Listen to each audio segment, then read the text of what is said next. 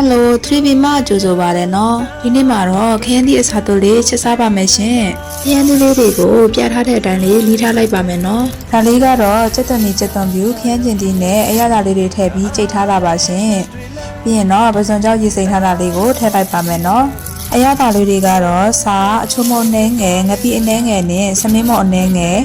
အယုတ်သီးဆက်ဆက်လေးစားခြင်းလို့ခွဲခြားလေးပါထည့်ပြီးကြိတ်ထားပါတယ်ရှင်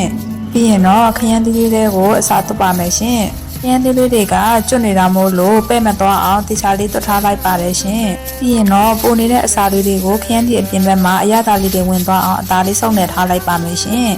အရသာလေးတွေရသွားပြီဆိုရင်တော့စီလီအနှဲငယ်ထည့်လိုက်ပါမယ်